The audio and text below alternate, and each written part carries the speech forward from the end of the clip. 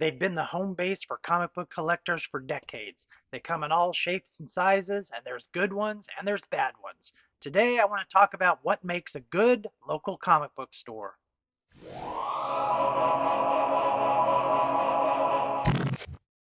Despite the fact that the number of comic book stores around the United States and the world has shrunk over the last couple of decades, there's still thousands of them all over the place, and they come in all degrees of quality. There are some that are really sharp, and we're happy to be there. We find everything we're looking for, and then there are others, frankly, that are just kind of dumps. So I want to discuss a little bit about what I think makes a good local comic book store. Now, keep this in mind. What I think is good and what you think is good might be two entirely different things. There might be things that I expect that you don't care about, and vice versa. I am a little bit of a peculiar collector. I have weird tastes and weird expectations, and it might not be the same as yours. Now, before we go too deeply into this, there are a couple of sort of universals I think that all of us expect from a good comic book store. We all expect there to be a good selection of new comics and of back issues. We all expect there to be a high degree, or at least a reasonable degree, of employee quality and employee service. And I think most of us expect some kind of subscription service. There's so many books out there that it's hard to keep track of all of them. And so having our LCS help us out with that and filling some of our pull lists automatically certainly makes it a lot easier for us. But besides that, there's quite a bit of variation. And so I want to talk about some of the other things I think that make a good local comic book store. One other thing I thought I'd throw out there before we get into the meat and potatoes of this, there are a couple of things that I don't necessarily expect from a comic book store. A lot of them have it, and it's a good thing that a lot of them have it, but it's not an absolute requirement for me. One, I don't necessarily need a discount for new subscribers or for pull listers. The margins are very thin when it comes to comic book stores, and in my opinion, assuming the service is good, assuming they're good at fulfilling my pull list, then that kind of takes care of the discount. I'm paying for that extra service to get the books that I want, so it's not a big deal for me. Second, I don't necessarily need my store to have a lot of ancillary stuff. I don't necessarily need toys or Funko Pops or role playing games or Magic the Gathering or anything like that. Although most of them do have some degree of that kind of stuff. Again, I get it. They got to boost their sales. They're looking for kind of subsidiary things to increase their income and their daily take, and I absolutely get it. But I don't necessarily need that stuff. So one thing that makes a good local comic book store, in my opinion, is good customer service. And this goes beyond the basic customer service that I mentioned at the beginning of this video where you have friendly and helpful employees. There's a couple of extra things that I'd like to see coming from employees of comic book stores that impress me even further. For one thing, I like to see employees who are willing to learn a little bit about me and what my likes are. Yeah, I know a lot of stores are big and they have hundreds of customers, but getting that little bit of personal service, that little bit of personal touch is really nice. If they learn my name, if they kind of know, get a good idea of what it is that I like and what I read and what I like to collect, and that might allow them to make suggestions of other things maybe that they are familiar with, but I might not be. And making suggestions like that, even if I don't like the suggestion that they make, it tells me that they're willing to go that extra step in order to help me and other customers out. So that's a really nice thing.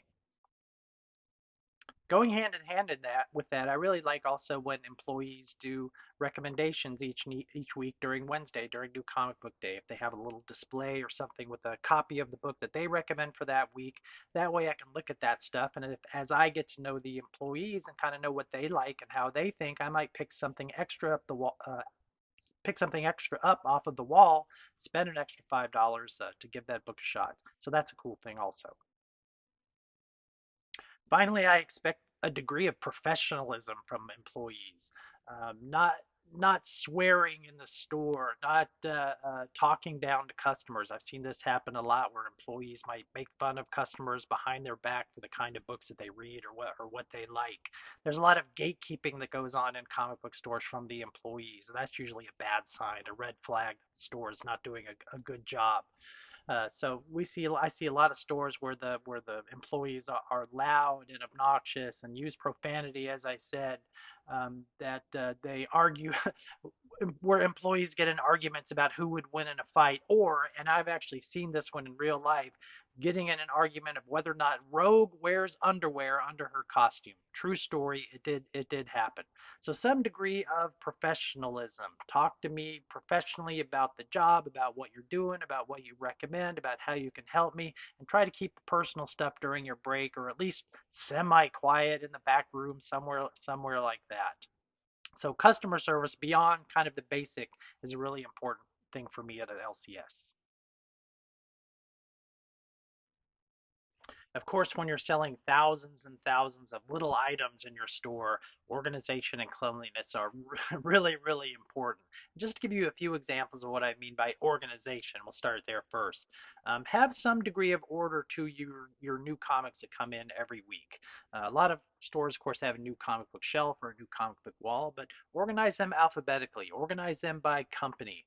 Make sure that you have the mature reader stuff on the top shelf, not on the bottom. Put the kids' books on the bottom. Uh, you can have a section for new comics and then have the rest of the month comics next to it, and then they go into the back issue bins after that. It needs to be as easy as possible for me to find whatever it is that I'm looking for, particularly when you have hundreds and hundreds of different books that are competing for your dollar. So have some organization there. Similarly, some organization in your back issue bins is really important as well, particularly for someone who buys predominantly back issues like me. So have those in alphabetical order or some other kind of order as well, whether it's alphabetically uh, altogether, whether you do it by company, whether you do it by golden age, silver age, bronze age, whatever, just as long as there's some degree of organization and I know what that organization is. And then having the books in each of those categories maintain, making sure that they stay in numerical order, that they stay in alphabetical order, that things stay in the right slot. Yeah, it takes a lot of work. It's busy work, but that neatness, that cleanliness, that organization is really really important for repeat customers. And then the last thing that I'll say related to back issues is the pricing of back issues. Again, I know it's very, very hard to keep up with the trends happen all the time. Prices go up and prices go down. So you have to stay on that to some extent. Um, Definitely don't be one of those stores that don't have your back issues marked. And when I pick some out and I bring them up to the front counter, you start going through some app or Overstreet or looking at eBay previous sales to determine how much you're going to sell your book for. Stay on point with that. Lower the price, raise the price as necessary. There are so many stores out there, for example, that still have a lot of COVID prices, and they're ridiculously overpriced as a result, and they can't take the time. Maybe they're too busy, they don't have enough employees. I mean, there's a lot of possible explanations, but the prices are not current. Yes, it takes work, but keep your prices current. Take that extra step. Cleanliness goes without saying as well, and it's more than just taking out the trash. There's a lot of comic book stores that have gaming or might have seating areas and they have trash cans. They might sell snacks or drinks or coffee or something like that. And it is, well, the customer should be the one that is primarily throwing their stuff away. Sometimes they don't. We all know how it is, but it's up to the employees to stay on that as well. And so this isn't just trash either. I'm talking about piles of empty boxes from distributors that were shipped to you that you unpacked and you just leave the boxes there lying around. Take those in the back, break them down, put them in the dumpster, whatever you're doing. Get them off of the sales floor. It just makes it look disheveled, which is a turnoff for a lot of folks. I know the comic book store is rather unique in this regard. There aren't too many businesses out there that let customers just kind of hang around.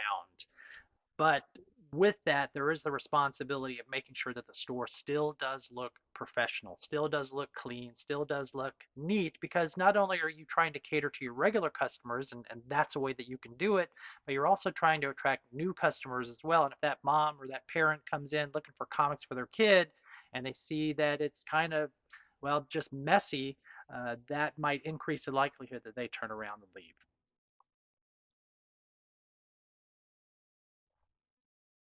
Real quick on this one, because of all the ones that I've given on the list so far, this one is probably the least under the control of the store, of the owners of the store, but have some back issue restock. If you got to buy collections. You got to bring fresh things in, and I'm not just talking about things that go from the new comic wall into the back issue bins. There are Silver Age collectors, Golden Age collectors, variant cover collector. I mean, collectors of all different types, and they want to be stimulated as well. So you've got to make an effort to get new things in your back issue bins and not just new books. You need to buy that Silver Age collection, buy that Bronze Age or Copper Age or 1990s collection because people are constantly looking for that kind of stuff. And if I go to a store repeatedly and they just have the same back issues over and over and over again, chances are I've already bought everything in the store that is of interest to me, and then the back issue bins are just stagnant as a result of that. So not only try to restock your back issue bins, but when you do advertise it, post it on social media. At the very least, put a new acquisitions box in your store somewhere so that people will know that you've got new back issues that they can greedily thumb through. Yeah, I know at the beginning of the video I said I didn't worry a whole lot about stocking things like toys or games or Funkos or Magic cards or whatever, but there are some supplemental products that you need to have in your store. And mostly I'm talking about supplies here because just about every collector who buys books in your store is also going to need supplies at some point. And I'm not just talking about basic bags, boards, and boxes. You need to have a variety of that. Regarding bags, have different sizes, have the modern, the current, and the silver and gold, even magazines. Same with boards. Have the archival stuff as well for people who want to pay a little more. So have some My Light 2s or some standard Mylars or archival bags. Heck, even have tape so everybody can get all of it in one place rather than having to go to the drugstore or the grocery store to get tape. Things like dividers, boxes, have the plastic boxes, have the cardboard boxes, have the nice fancy ones with the lids. I mean, give short boxes and long boxes. Give your customers some variety. There's a lot of supplemental stuff that comic book collectors want. Make sure that you have that stuff in your store. The last thing that I'm going to add to this list is engagement, and this is different from customer service. By engagement, I mean that the store should be involved with its customer base beyond just buying and selling books from them. Let me give you some examples of what I mean by this. Have the occasional sale. There are some stores I know that have never had a sale in their entire lives, or they have a 10% off during free comic book day. Break it up, particularly if you have just tons and tons of back issues that you're trying to get rid of. Roll it all out. Have a refresh. So have a nice sale and advertise it.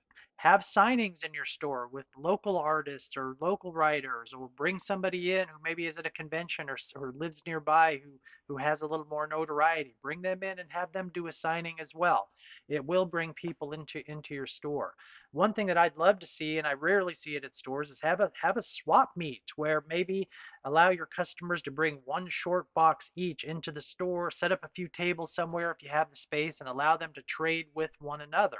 Not only does that create some customer engagement, but it also might give you, as the store owner, a source of back issues that you could pilfer from some of the people who brought stuff in their short boxes. This is a great idea, and I'd love to see that happen more. You could even do things like charity drives. I know a couple of stores that do a big charity drive in relation to Free Comic Book Day where uh, you can make donations to a charity, or they have raffles or something similar to that to raise money for their local charity. All of these are examples of not only your customer engagement but even community engagement to some degree. The comic book store should be a part of the community, and these are some great ways to do that.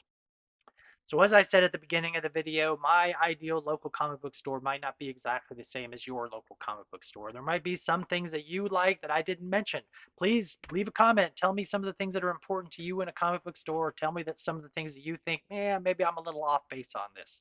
So again, I enjoyed doing the show. Hopefully y'all are having fun still with me here. Click on some of these things that I put all over the screen. Subscribe, like, you know the drill by now, and we will see you next time.